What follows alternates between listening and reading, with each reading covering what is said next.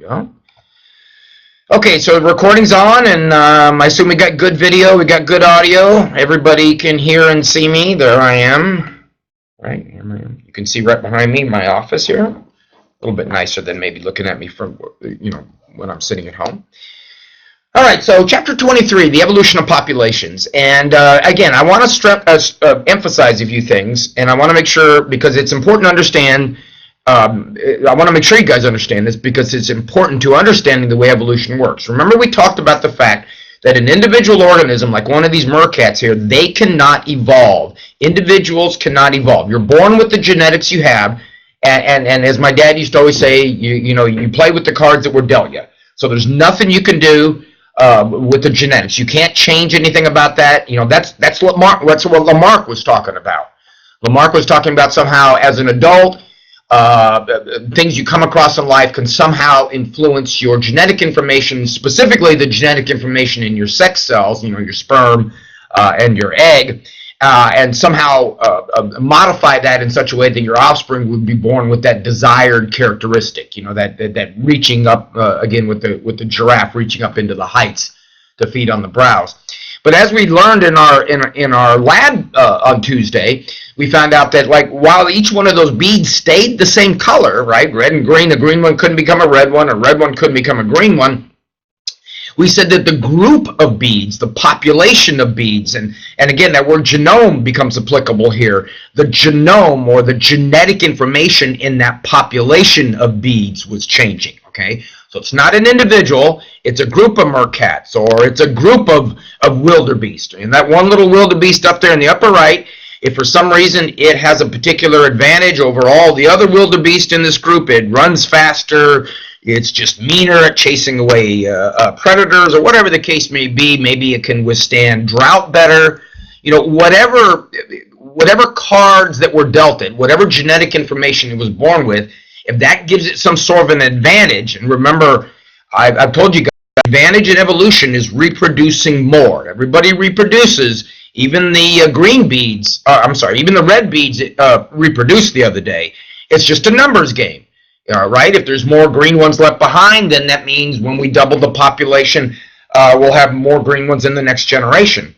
I don't remember the numbers, but I know in my afternoon class that we went from 50 green beads at the beginning, just like with you guys, to 184 green beads by the time we got to the third generation. So we had over tripled the number of green beads in the population. So again, it's the population that became greener, all right? Not in terms of the color, obviously, but more frequency that way. And of course, in order for evolution to occur, in order for things to actually change, then there's got to be this idea that, number one, the Earth changes. I was thinking about that the other day. I was thinking, what if the Earth had never changed since the beginning? What if the Earth had come into being the way it did and then settled down to the point where life could be sustainable? Because the early Earth, we're going to learn in a couple of chapters, was really a pretty nasty place. But what if from that point forward, the continents had never drifted, climates had never changed, everything had stayed exactly the same? If that had been the case, then trilobites would still be around, right? Those organisms that are way back in the fossil record that Lamarck looked at, they'd still be around.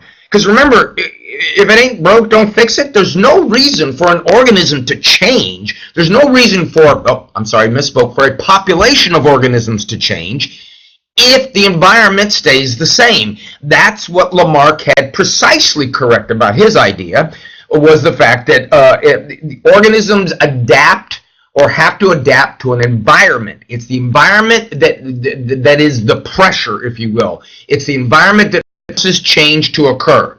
Now, there's this old adage in evolution that says that organisms faced with an environmental pressure basically have three choices. Number one, they can die. Right? They go extinct. That's what happened to the dinosaurs.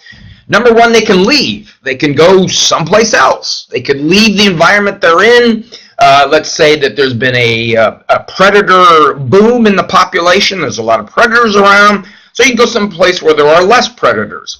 Or the climate gets drier, you might move into someplace that's wetter. You understand what I mean there. So you can die, you can move on, or the final one, which is the topic of what we're discussing here, you can adapt. Those are your three choices. So a group of organisms dealing with some sort of environmental pressure basically has those three choices. But the important part, again, is the environmental pressure. And if nothing ever changes, then the organisms have no reason, if they're adapted, they have no reason to change. But of course, we know that the world is a lot different now. Heck, the world is a lot different now than it was even 10,000 years ago.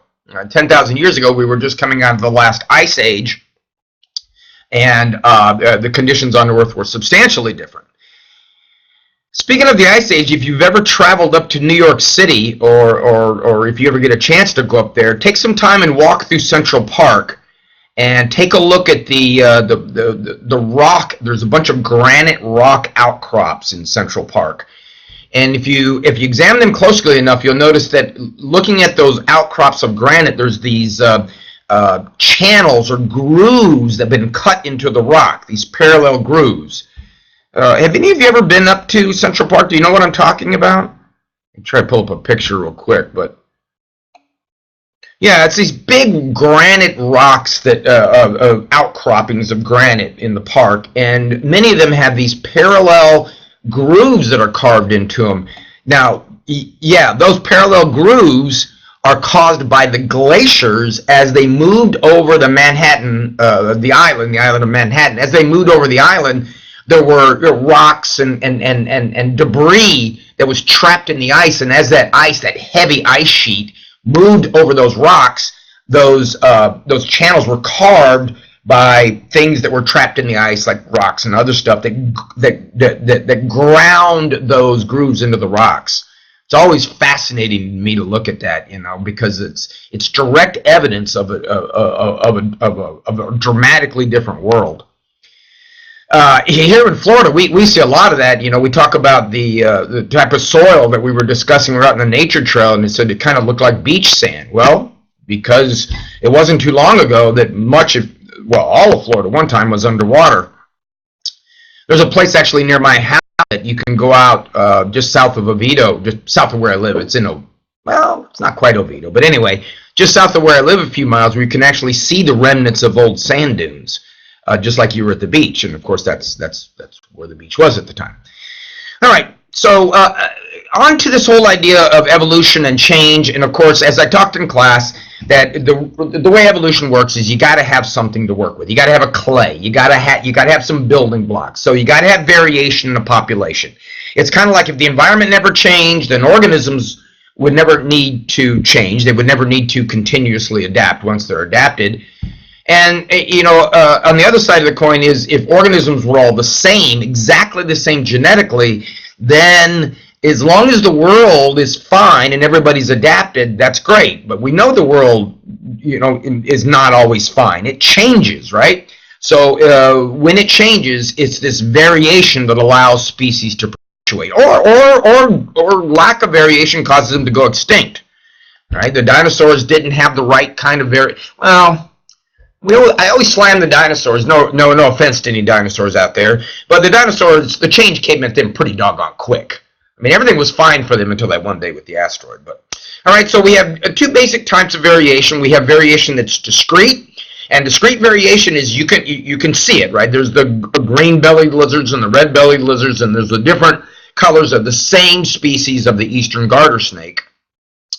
But typically, the kind of variation that we're more familiar with would be the more continuous, or the quantitative variation. And quantitative variation, remember, is caused by polygenic inheritance. So you get everywhere from tall people to short folks to everything in between. If we were looking at Lamarck's giraffes, we could plot shorter neck giraffes, longer neck giraffes, but most giraffes have an average size length of neck. The horses, different colors, but there's from lighter colored horses to darker colored horses, the same with the snail. Either one is variation, and either one can be used by natural selection as the clay for this whole idea of evolution.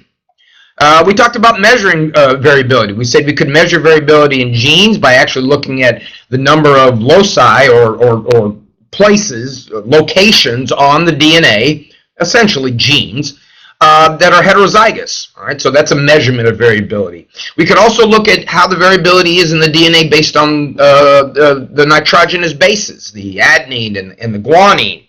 You remember that sequence of letters? is basically who you are.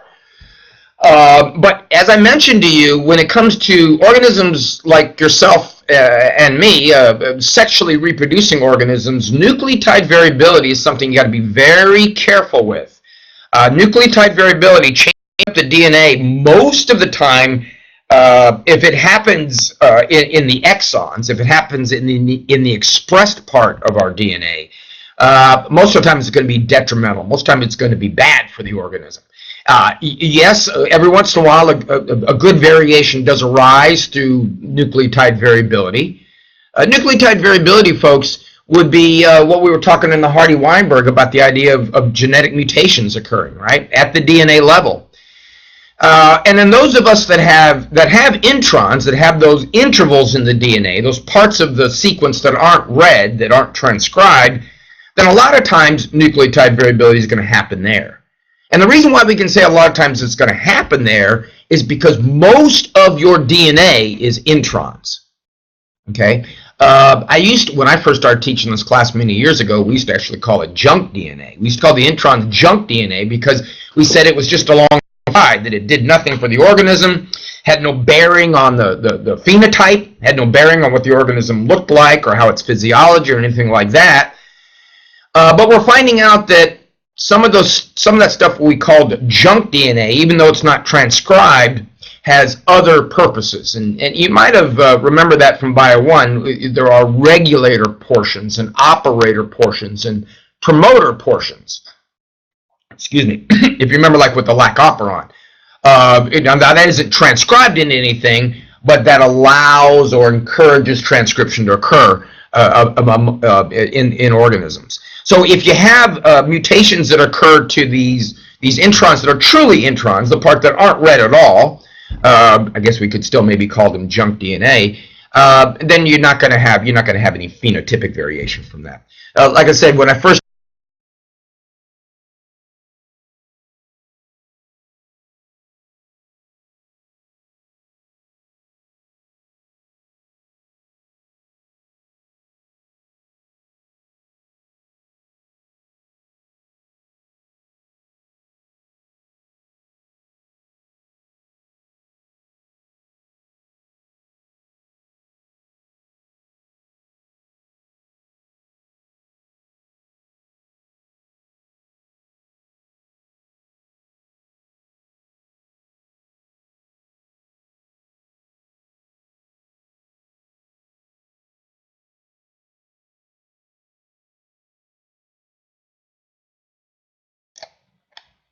Hello.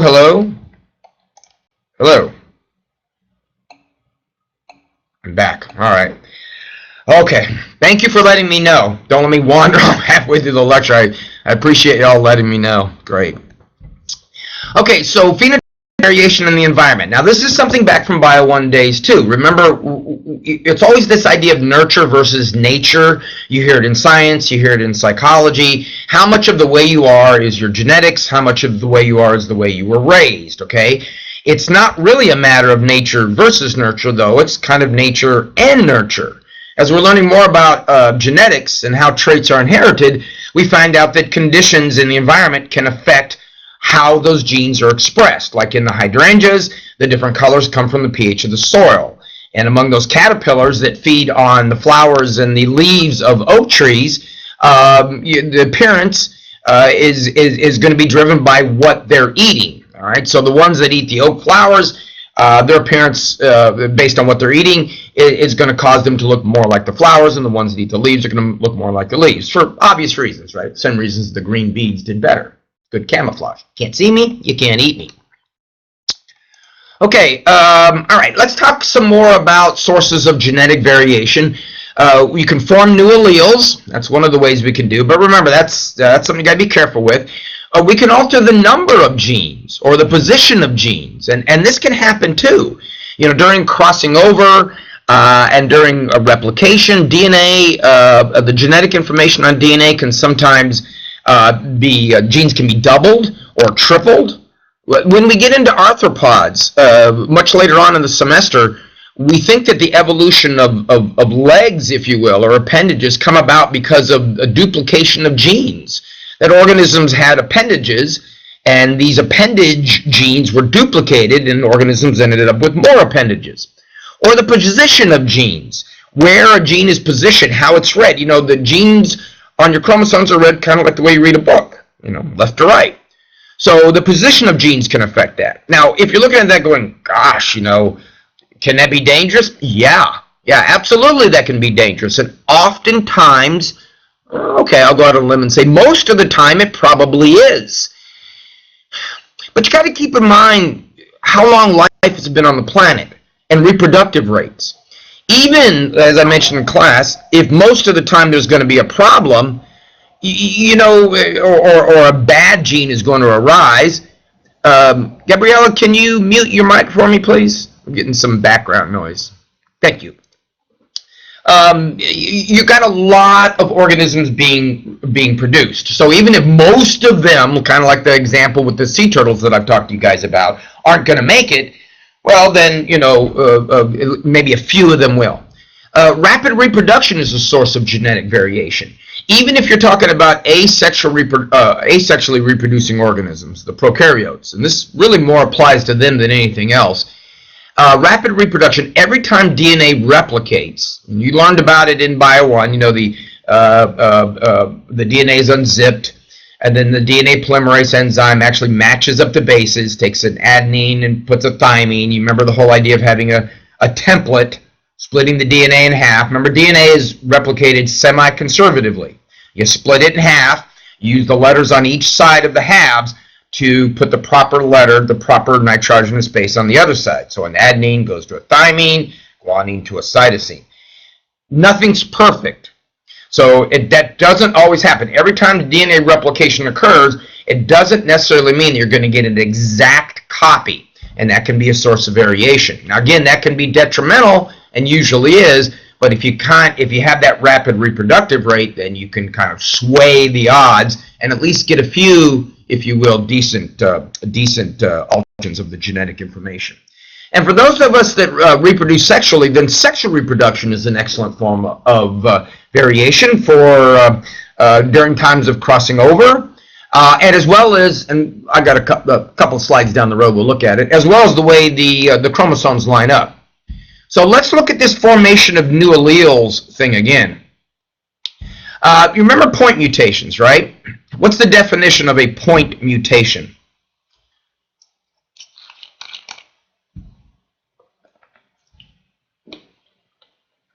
So back in Bio 1, point mutation. What's a point mutation?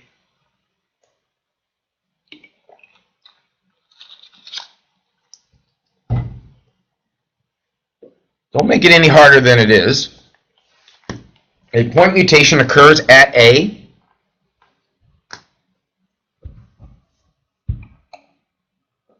there you go, Spencer. Thank you. It occurs at a point. You see but on the DNA. There you go. At we might call it a locus on the DNA. A locus can be a gene. It could also be just one of those bases. So in the example there of the hemoglobin DNA between the wild type is the normal, if you will, and the mutant DNA, that's a point mutation. That first thymine through some DNA mutation and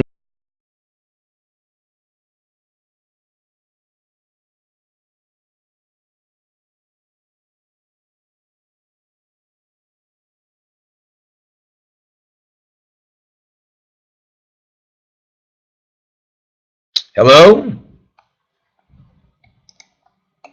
Okay. Holy cow. Anyway, I appreciate your patience and all this, folks. So point mutations have immediate effects, like sickle cell anemia. Change one base, and you get a completely different amino acid. Now, you learned, of course, there are some, what do you want to call it, fudge factors built into the genetic code, especially with that last base, that wobbly base. Remember, each 3 bases is called a codon, and each 3 bases in the messenger RNA is a codon, codes for a particular amino acid. And a lot of times there's redundancy in there, because Mother Nature knows that this isn't always going to be perfect.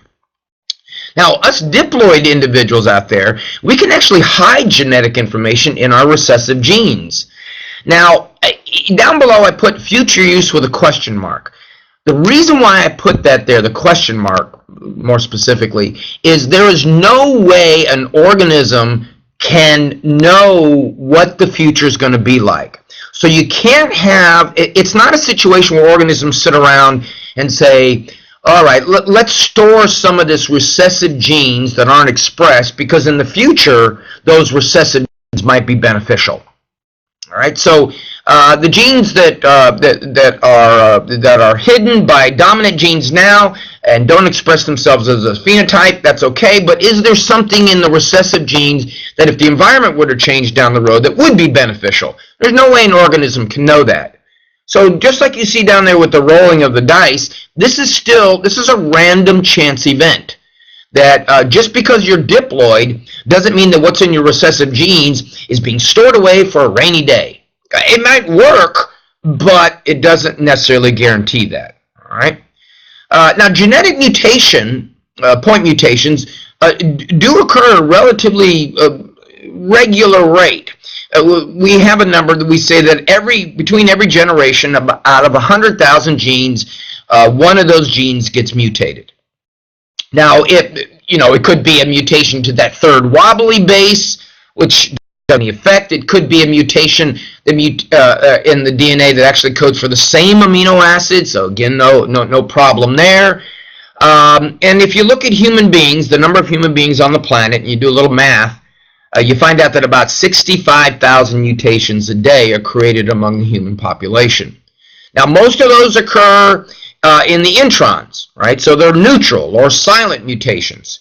But, there's a number of mutations there, 65,000 a day. And even if we say that 99.99% of them occur in the introns, and then of that small percentage that's left, if 99.99% of them are bad, there is a chance that a good one occurs, right? And as I said, mutations that alter phenotype, though, are typically harmful. Typically harmful. Not always, but typically harmful. We're playing the odds here. Mutations must occur in the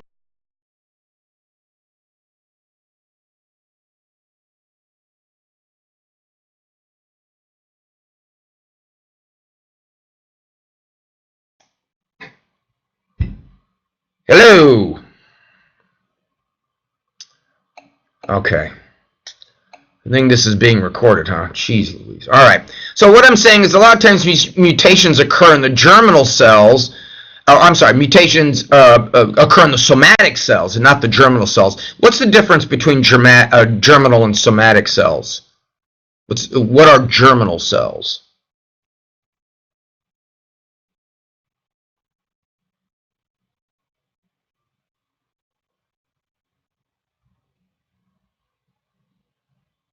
Okay, what are somatic cells?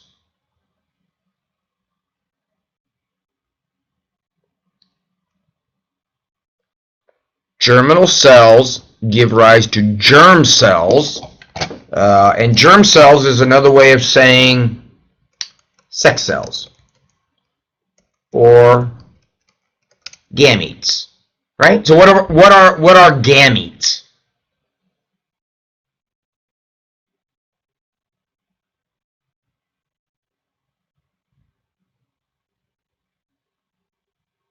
You are hearing me, right?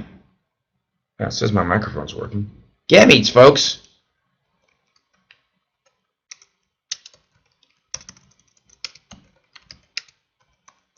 Right? There you go. Eggs and sperm. Yeah, there you go, Spencer. Yeah, gametes are your sex cells. So there you go. The haploid cells. So the mutations, if they're going to be effective, have to occur in the germinal cells, and most of them actually occur in the somatic cells. Now, somatic cells are something that's not a germinal cell. Skin cells, liver cells, neurons, all that stuff. Those are all somatic cells. So if the mutation is going to be effective, it's got to occur in the germinal cells. Why do we say that? Why, if the mutation is going to be effective, why does it have to occur in the germinal cells? By the way, let me expand that. Germinal cells can also be diploid, but they are the special diploid cells that undergo meiosis. So they're not just the haploid cells. They can actually be the primary spermatocytes and oocytes. But why do we say that the mutations? Well, yeah, that's where the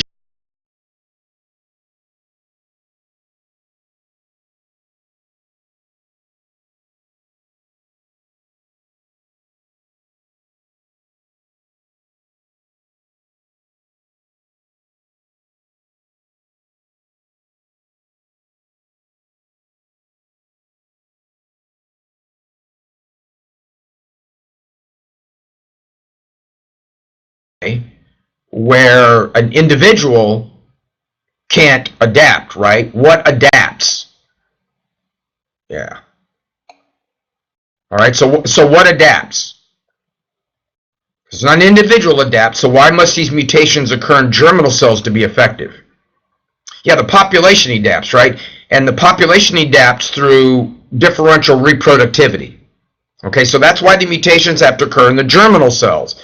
Because if they don't occur in the germinal cells, they don't affect the offspring. If you have a mutation that occurs in your liver cell, even if it were some advantageous mutation, you can't pass that on to your offspring, right? It's not in your passing on cells. The cells that you pass on, or more specifically the DNA in the cells that you pass on, are in your germinal cells. Anything that happens to your somatic cells is lost to future generations. All right, gene number and gene position. Now, changes to chromosomes, deletions, insertions, duplications, translocations, all terms that I know are familiar to you guys because you talked about them at the end of Bio 1. As I've said, they're usually bad. They're usually harmful. Usually, not always, but usually. Sometimes a translocation can actually bring genes closer together. It can rearrange linked genes. If you think about the operon that you discussed in Bio 1, remember the lac operon, to digest lactose, you actually require 3 different enzymes, and those bringing those closer together could cause it to be more efficient at producing that gene product. Large duplications, man, those are usually bad, but small duplications, the right kind, can be beneficial. For example, if we look at the number of olfactory genes that we find in mammals, mammalian ancestors had 1 olfactory gene. An olfactory gene is a gene that we use to smell. This is my dog Cooper's nose. He was sleeping, so I took a big up-close picture. As time has gone on, duplications of olfactory genes has increased our sense of smell. Mammal ancestors have 1. We have about 350. Mice have 1,000. Cooper and his buddies all have about 838 olfactory genes, and elephants have over 1,600 olfactory genes. More olfactory genes, better sense of smell. Your dog has a much better sense of smell than you do. I read one time a while back that dogs smell the world in the same kind of complexity and depth and detail as we see the world. Now they have good eyesight too, don't get me wrong, but remember they don't have quite the color vision we do. So when you come home from school or work and your dog smells you, he knows everywhere you've been that day. He knows if maybe you came across a friend of yours that he knows because he can smell the friend on you. He knows what you ate. He knows all that stuff through his sense of smell. A very strong sense of smell. So in this particular case, small duplications. Now these duplications didn't occur all at once, but through time, small duplications of that olfactory gene ends up being your really good smeller. Now just aside for a second, if you look at the structure of a dog's nose, that's the nostril. And the reason why dogs have the flaps on the side of their noses is air, when they inhale, enters in through the front.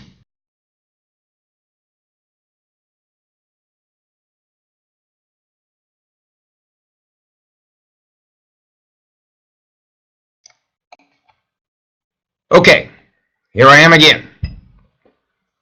All right, so as I was saying, your dog's nose, when they inhale, air moves in through the front. All right, can you guys hear me? Okay, good. Air moves in through the front, and when the dog exhales, the air moves out through the side. The reason why, think about ourselves, we inhale and exhale through the same openings in our nose. The reason why that is air moving in through the nose is a one-way stream. It moves in through one and out through the other. So when the dog exhales, it doesn't dilute the smell that it inhales on the next inhalation. So air moving in one opening and out the other is a much more efficient way, especially if you're a big smeller. Right? If smell is so important to you. We have a good sense of smell, a decent sense of smell, but not compared to dogs, and certainly not compared to elephants. Elephants have a great sense of smell. That's why always people say elephants can smell fear. I don't know if they smell, well, they don't smell fear, but what they may smell is a fearful entity in their environment, a predator, for example. All right? Sometimes I wish I could smell like a dog. I think that'd be kind of cool. Now, rapid reproduction. Mutation rates in animals and plants are relatively low for reasons that we've discussed. It's not a good thing. Now, what we mean by mutation rates being low, even though we have 65,000 mutations in humans a day, there's 8 billion people on the planet. So overall, the mutation rates are low, and mutations that occur are, as I said, oftentimes detrimental. So those mutation rates, regardless of those mutations, don't get passed on. Mutation rates are oftentimes lower in prokaryotes because prokaryotes don't have the benefit of having the introns. They don't have the parts of the DNA that aren't read. Remember, prokaryotes, the entire DNA in a prokaryote is exon. There's no messenger RNA processing that occurs in prokaryotes. If you remember from Bio 1, the purpose behind messenger RNA processing was to cut out the introns and then stick back together the exons. But prokaryotes don't have that.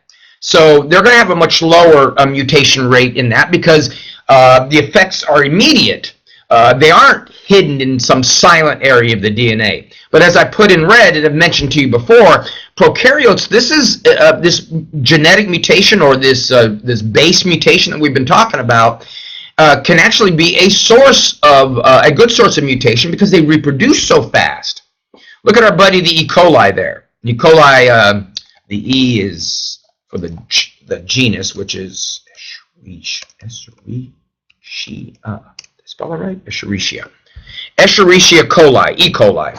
We're all familiar. We hear about it all the time. It can get on our food. You actually have E. coli in your body. We say that E. coli is a normal resident of the lower intestinal gut of warm-blooded vertebrates. So it's you know, in that lower regions.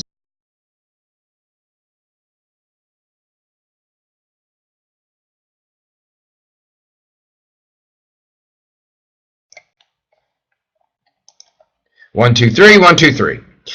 Prokaryotes, thank you, Jennifer.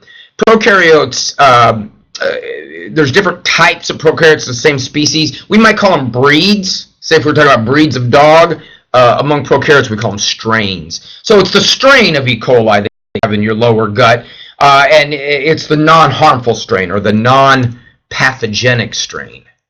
When people get sick from E. coli, it's a pathogenic strain, same species. All right, so E. coli reproduction. In a day, E. coli make 2 times 10 to the 10th new cells per day. Now, I don't know what number we call 10 to the 10th, but it's a big number, right? So it produces 2 times 10 to the 10th.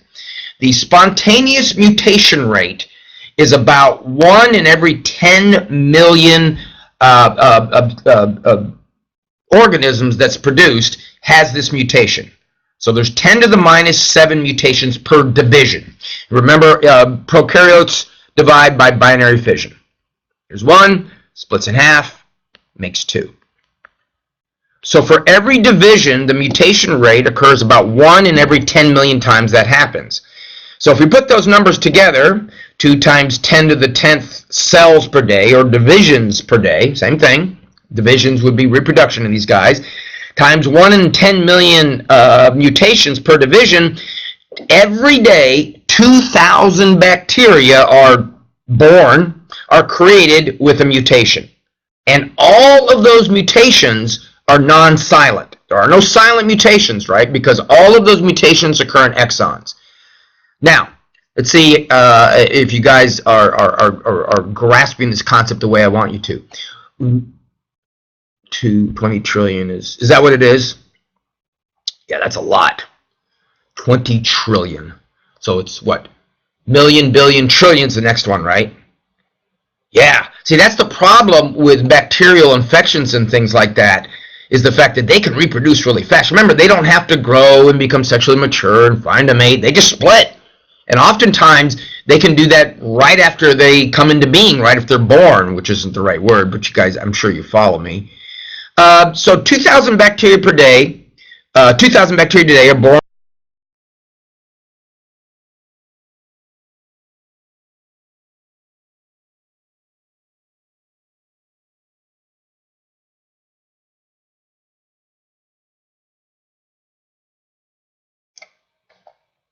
Okay, back again. What happens to most of those bacteria with those mutations? So 2,000 a day are born with non-silent mutations. What happens to most of those bacteria with those mutations? Out of that 2,000, what happens to most of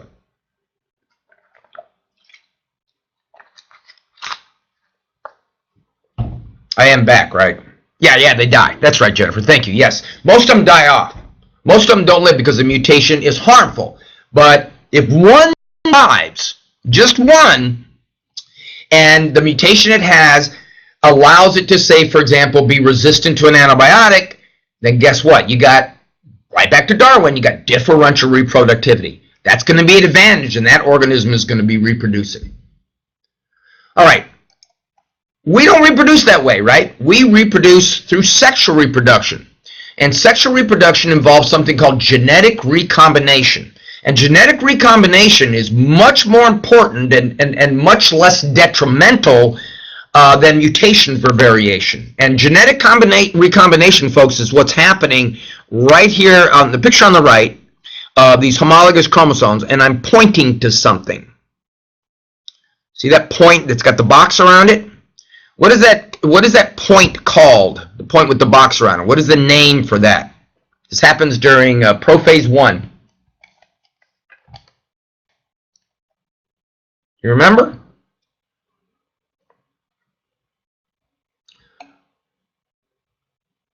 Carson, you were in my class last summer. Do you remember what we called that? Without putting you on the spot.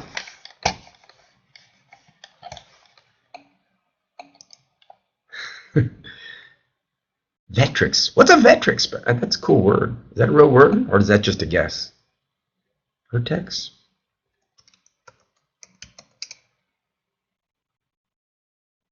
Right? Yeah. It's a chiasma. Remember in science, CH is a K, not a CH. It's a chiasma. It's a crossing over point. And what happens during crossing over? What happens to genetic information during crossing over?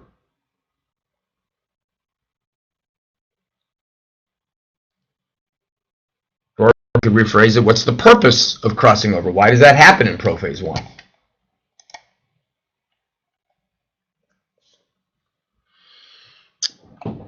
Yeah, that's what it does, Sydney.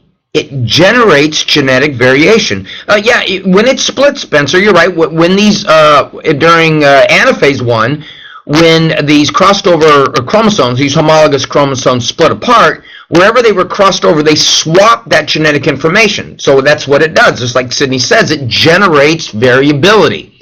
And every time crossing over occurs between homologous chromosomes, it crosses over in a different spot. And crossing over points on average along homologous chromosomes usually cross over between 1 to 3 different places. 1 to 3 random different places. So we're shuffling up the genetic information. We're creating variability. And then if you look at the chart down below, this is similar to what you saw in Bio 1.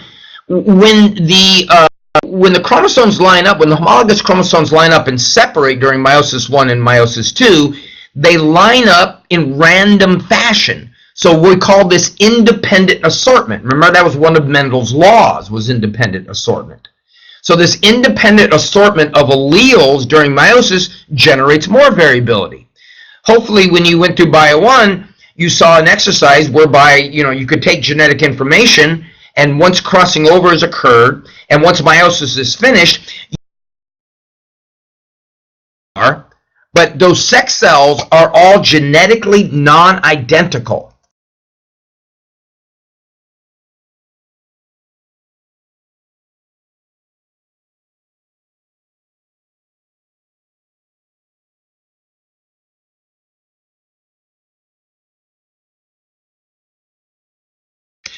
For some reason, when I go, all I do is I I mute the mic and unmute it, and it comes back on. So yeah, I'm just going to keep going. If I come back on, or if you still don't hear me, then say something to me, but all I do is unmute and mute it, so it should be pretty quick.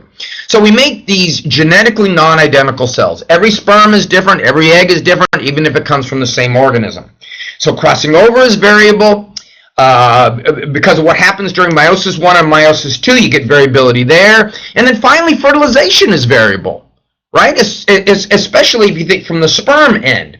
Right, a human female, for example, typically ovulates one egg. Now, you have no control over what egg is going to be ovulated, so that egg is going to be a product of random processes, crossing over in this independent assortment. And then, of course, males produce many sperm, so there's variability in that, right? So for us sexually reproducing critters, we don't really have to rely on genetic mutation.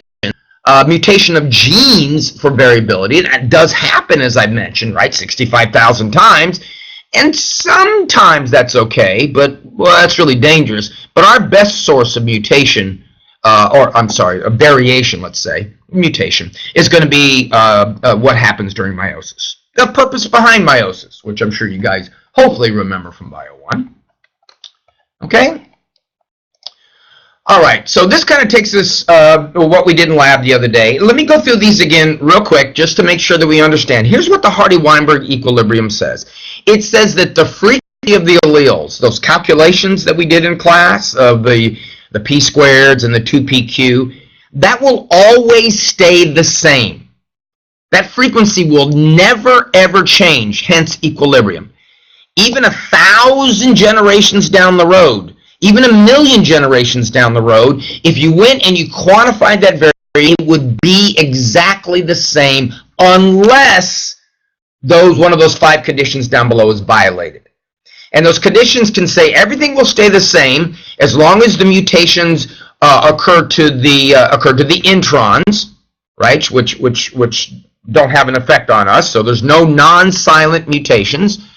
As long as mating is random. Right, because when you mate with neighbors or family members, that causes inbreeding, and of course that can be problematic. So and that's going to change the genetic information. As long as mating is random, as long as there's no natural selection, then the population is going to stay in equilibrium. If the population is very large, or something we're going to talk about in a second called genetic drift is not a factor, then the numbers are going to stay the same. And if nobody's leaving or coming in, then the numbers are going to stay the same. So you see, what we use the Hardy-Weinberg equation for is a tool to help us detect whether natural selection is occurring. Because we go and examine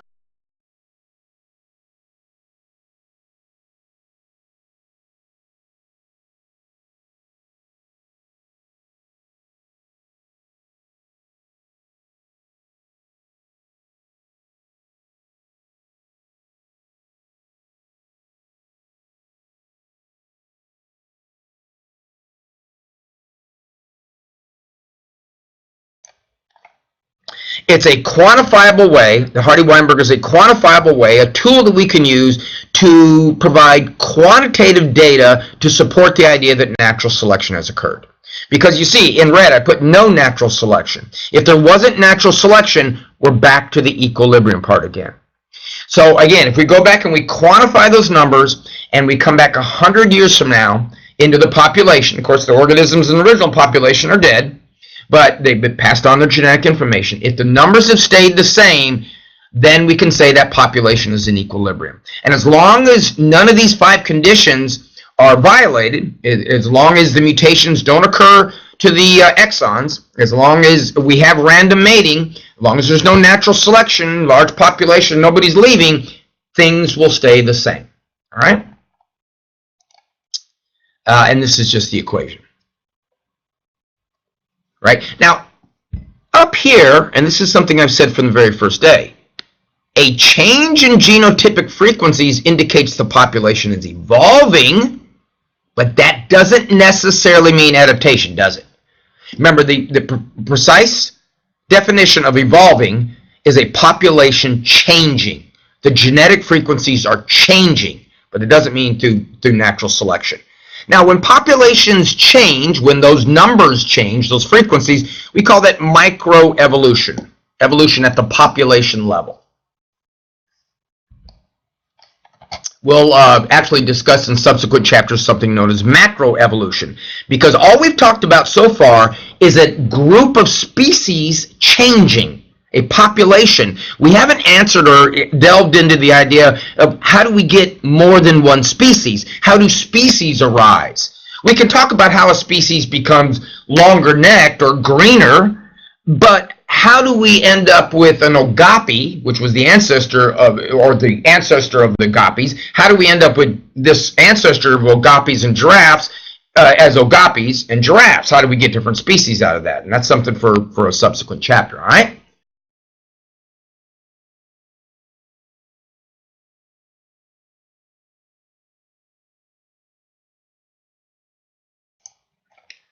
All right, so make sure you know the equation for the Hardy-Weinberg. Make sure you work those problems. Take a look at that video or that recorded lecture that I have on Blackboard. And if you have any questions for me, please get with me, and I'll be more than happy to sit down and we can go over these, working some problems again.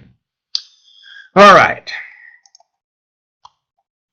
Let's talk about this. Agents of evolutionary change. All right, agents of evolution. So things that can cause the frequencies of those alleles to change.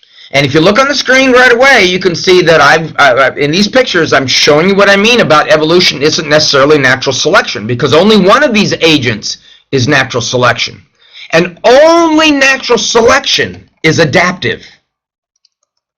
Only natural selection results in adaptation.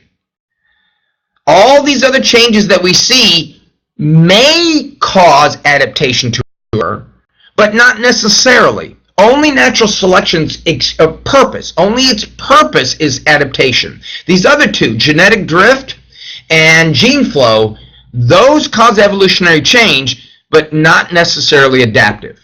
All right, let's look at natural selection again real quick, and then we'll talk about the other two. So here we go. We got an owl looking for mice to eat, and we have some mice that same species, some mice that have a darker colored fur, some that have a lighter colored fur. Well, this is kind of like our beads that we did the other day, isn't it? The mouse with the lighter colored fur, or the brown fur, living on the darker background is going to stand out like a sore thumb, so it's more vulnerable. Whereas the mice that are darker colored would have the advantage, and the opposite is true if they were out on the vegetation there, out on the ground. Now, of course, what happens in this situation is just because you're a lighter colored mouse and maybe you're the one, the environment is mostly lighter colored background, you're the one in the greatest proportion, and unfortunately when a darker colored mouse is born, there's no darker background to hide in, you're going to get picked off much more readily than the lighter colored mouse. But what would happen is, so let's say we had some volcanic eruption that occurred that dumped a bunch of lava or volcanic ash or darker colored material on the environment. Now, and of course the mice that were there would presumably be killed, but as the mice moved back into that environment, as the vegetation began to grow, then it might switch over to the darker colored mouse, right? Again, Mother Nature, as soon as you become adapted, she changes everything.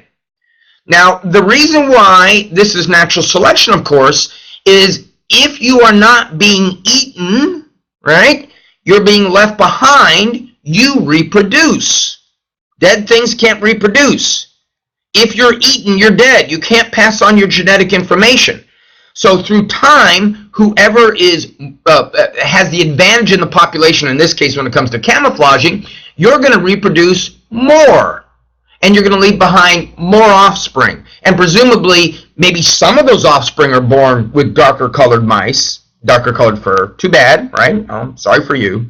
But, you know, because you're lighter colored, that means there's the chance that many of your offspring are also going to be the lighter colored mouse. Right? So it's that differential reproductivity thing again. Not killing off the least fit, or really in kind of improper terms, the weak, but favoring the more fit. And in this case, the more fit is those who blend in better. Right? So that's natural selection. What about genetic drift? Okay, genetic drift is caused by random fluctuations. It's I think I give you the example of me hiking through the woods, stepping over a log and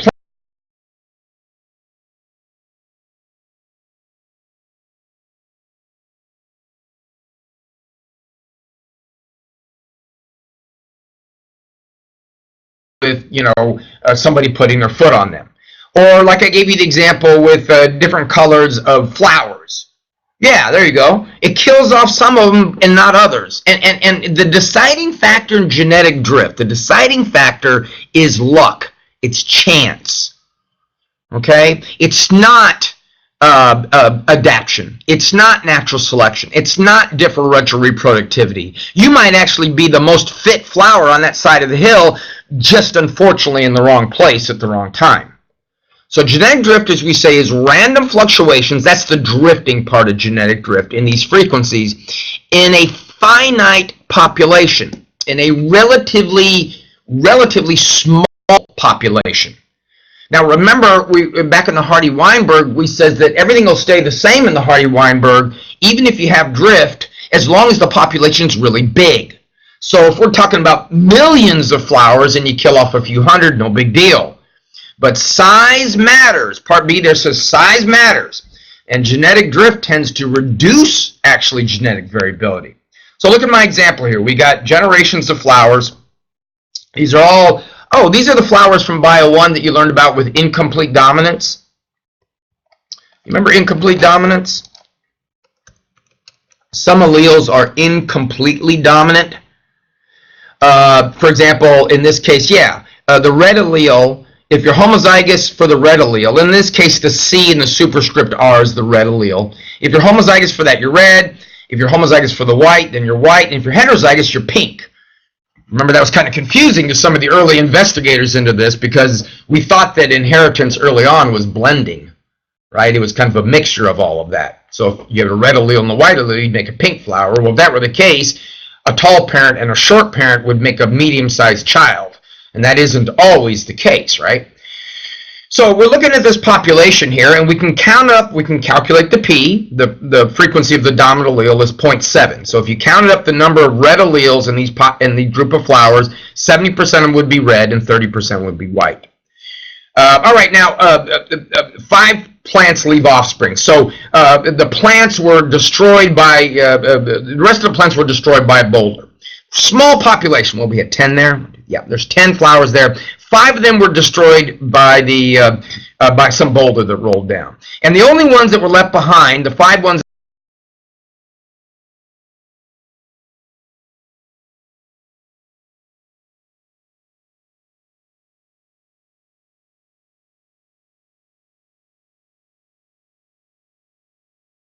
highlighted in the yellow. All right, so we get a homozygous dominant red one, a homozygous white one, and then a couple of 3 heterozygotes. So we go into the next population. All right, now in the next generation. So we go into the next generation, and voila, something else happens. Maybe some grazing critter moves along through the edge of the flowers and just happens to eat a few of the flowers. Now remember, the reason why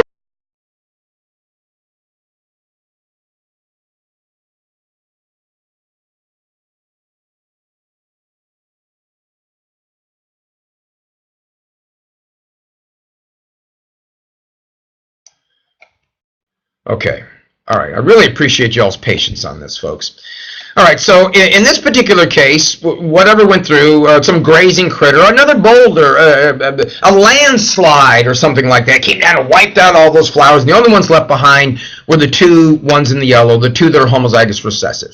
So now we got nothing in generation 3 but red flowers. See, they've calculated the frequency of the alleles as we go through. So at the very end there, all we've got left is red. Does that mean the population was evolving through adaptation, through natural selection? No. The population evolved, but evolved through natural, evolved through random events. That's right, Thomas. Right. It didn't mean it evolved through natural selection. So evolution, yes. Evolution, yes. Adaptation, no. Right? Not necessarily adaptive. Now, we could look at the converse of this and say it would be adaptive if for some reason the environment that these flowers grew in, if they were, flowers, plants can't run away from predators, they're herbivores, but if the environment became redder, all right, a background became redder and the red flowers blended in, well, then we could, it's kind of like the beads, right? So genetic drift, the reason why we see change is purely a random event, and that's not necessarily adaptive. So I said adaptation, no. So let's add to that, say not necessarily adaptive. And down below, I've got a little part in red to remind you once again, this is in finite populations. So the effect of the drift is going to be inversely proportional to the population size. A little squiggly thing is proportion, and then the 1, it's a fraction over population. Basically means as populations get larger, then the effect of drift gets smaller. Okay, and conversely, as the population gets smaller, then the effect of drift gets larger. Does that make sense? Sweet, good deal. Okay, now genetic drift also involves something called the founder effect. The founder effect is a type of genetic drift, and it gets its name from the fact that we get a new population that's started by just a few organisms, a few founders. A guy named Ernst Mayr, an evolutionary biologist, fantastic fella. I saw him speak a couple of times. I always say this, is Ernst, I don't know if Ernst Mayr is still alive. The last time I saw him at UC.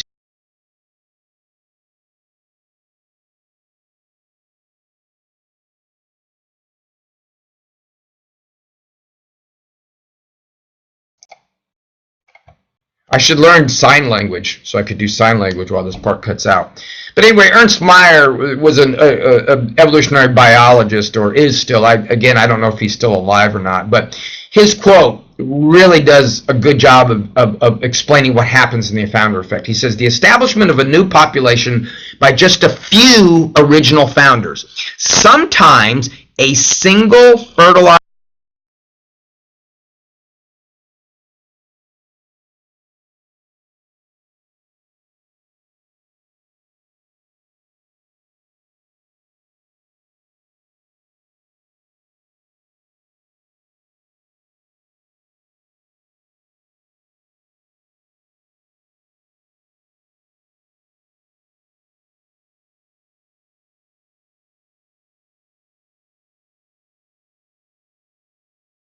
No, it's not.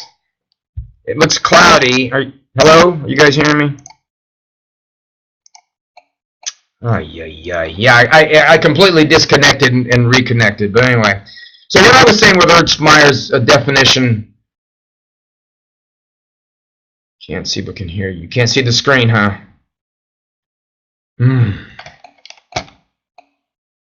Now it's okay? Now you can? Oh, yeah, my video's off. There we go.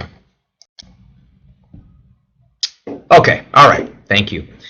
So what Ernst Mayr was saying is a founder in some cases, very extreme, could be just a single fertilized female. And that single fertilized female starts a new population, but since that was just one individual, the information, the genetic information that was brought to the new population is much smaller than the original population. Look at my example on the left. Let's imagine a mainland a population of organisms. That's why I'm saying this happens more commonly on islands.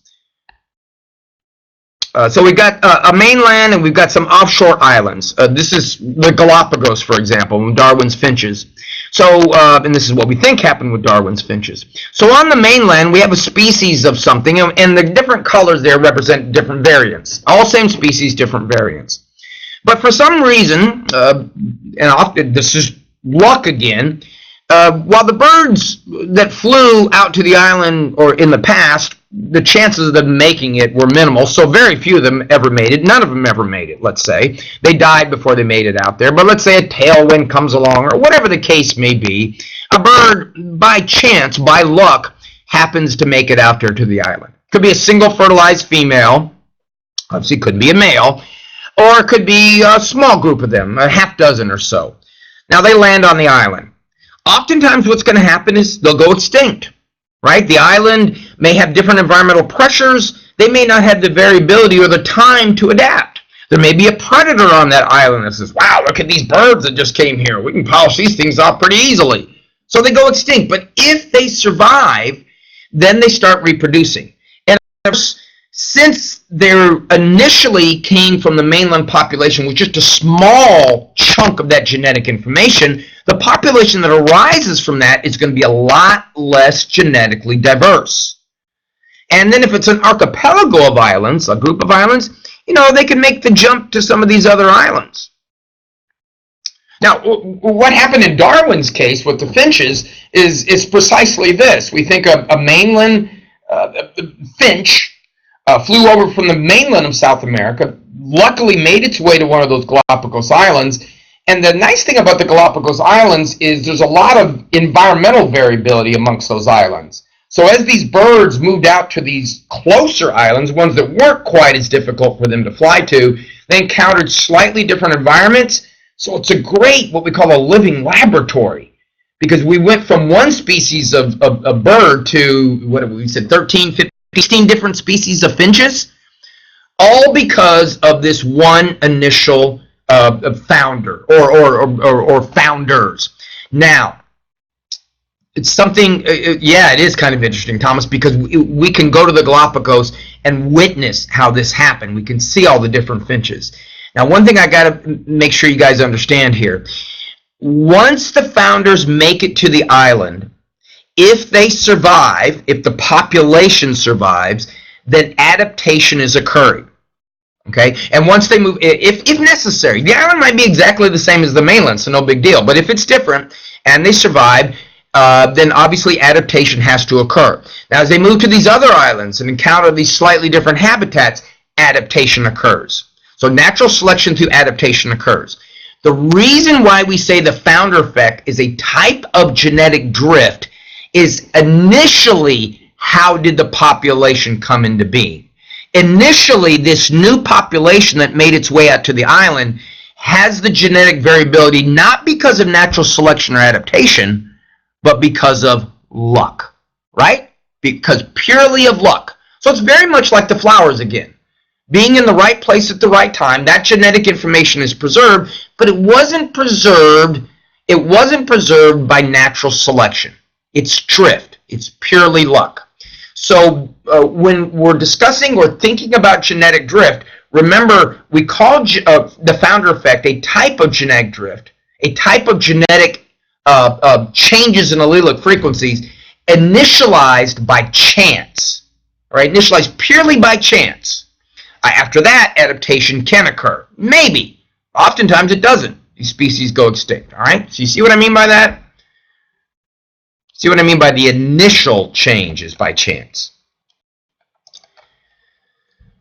Another type of genetic drift is something called the bottleneck effect. And the reason why we call it the bottleneck effect is, imagine you have a bottle of the parent population, all the same species.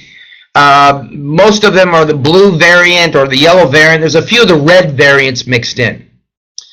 All right, so something happens to these organisms where the population is dramatically reduced. In a relatively short period of time, the population passes through a bottleneck. So a large population gets whittled down to just a few individuals.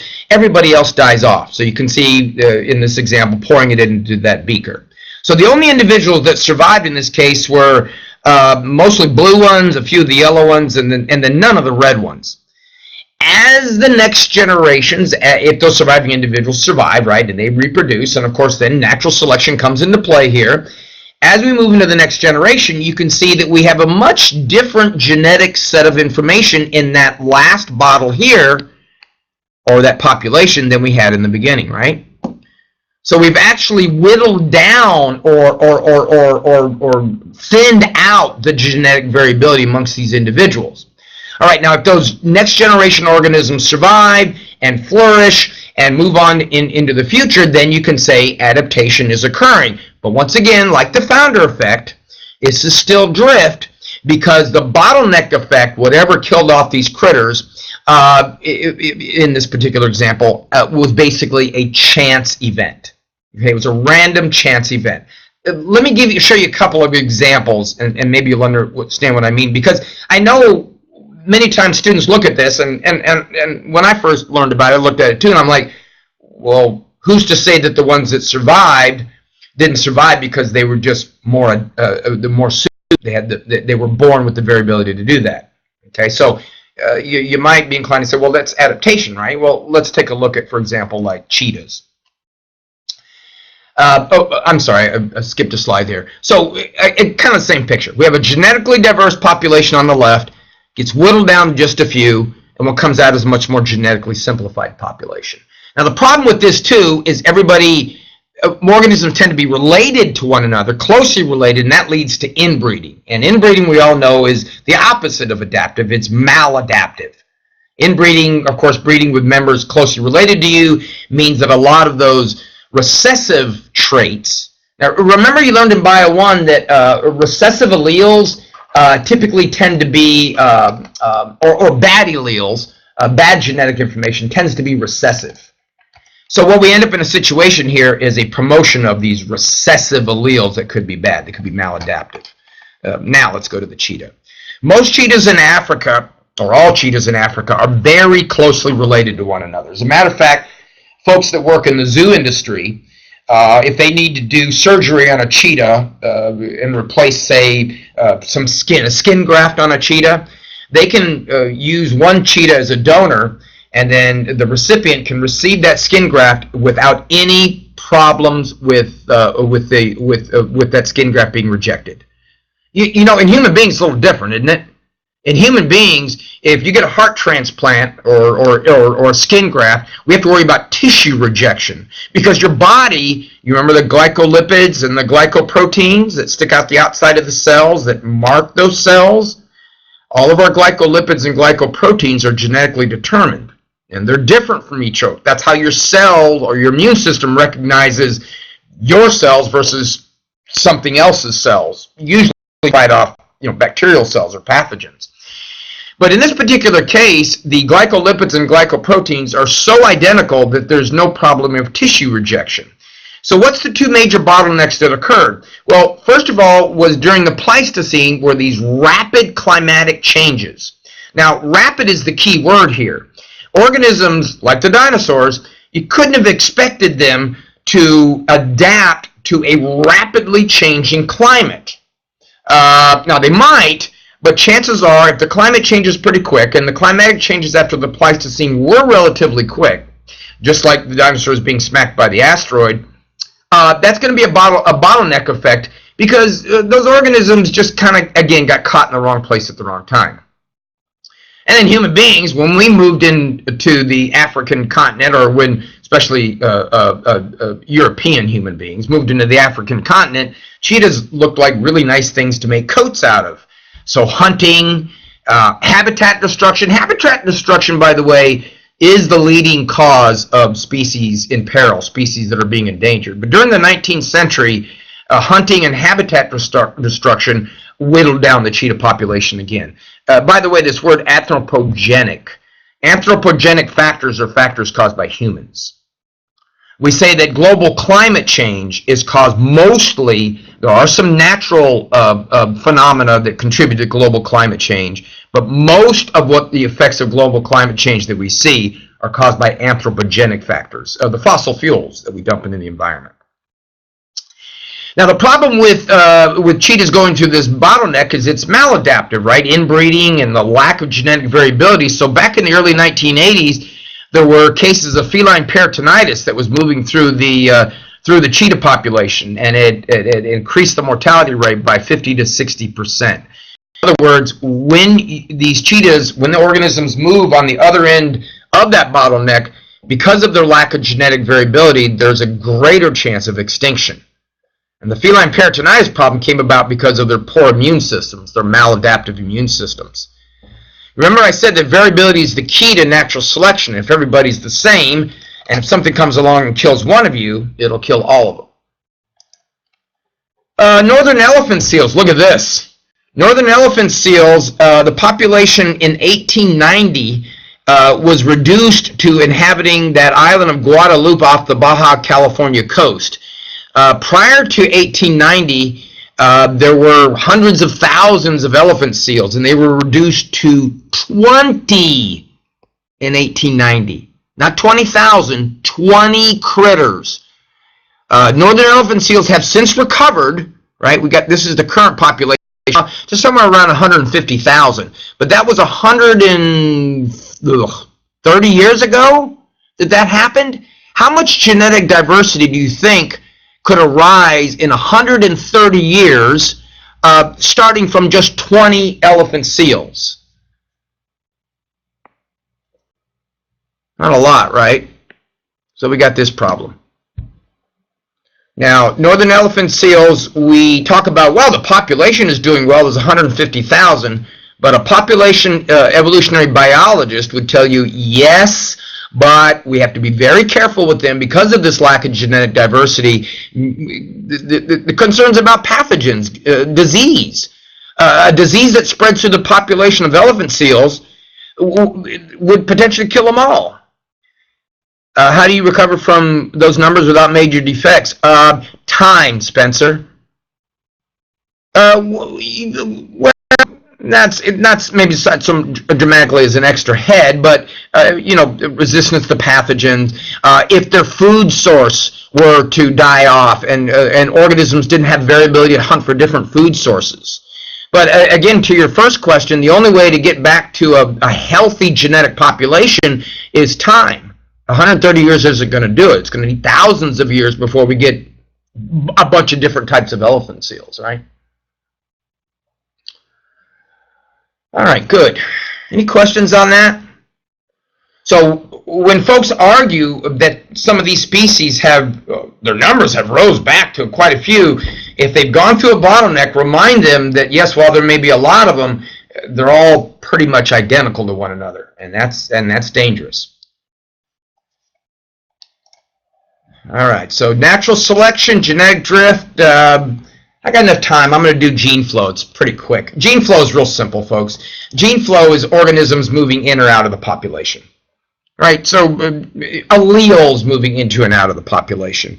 And it's caused by immigration, organisms moving in, or organisms leaving, emigration. So immigration is moving in and emigration is leaving.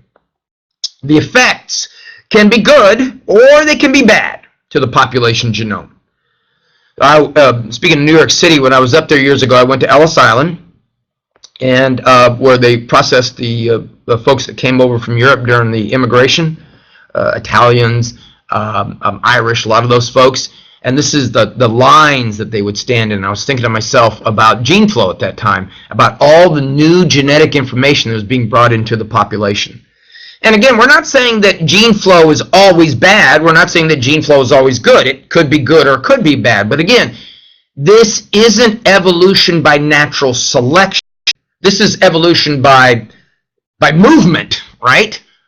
Organisms bringing their alleles in and out of the population. All right, so to sum up, and this is a great spot, good timing, Steve, of those agents of evolutionary change that we talked about, only natural selection is purely adaptive. Drift and flow is not necessarily adaptive. Okay? Drift and flow are governed, drift is governed by chance, and flow is governed by movement. And while that would cause evolutionary change, only selection is adaptive. That's the key word, adaptive. Any questions on that? Folks, I really do appreciate your patience with the connectivity issues we had today. I will post the recording so that you can listen to it later in case it was difficult to follow me along. But if there aren't any questions, I am in office hours now until, 1, right? So by all means, stick around if you need to. If not, please have a nice 3-day weekend. Remember, Monday is a holiday. Work on those field notebooks. And those of you, again, who haven't got onto the mastering website, please do that for me so if there's any problems, we can get that taken care of. Okay? Ooh, what about albinos, Thomas? Let me turn off the recording for a second.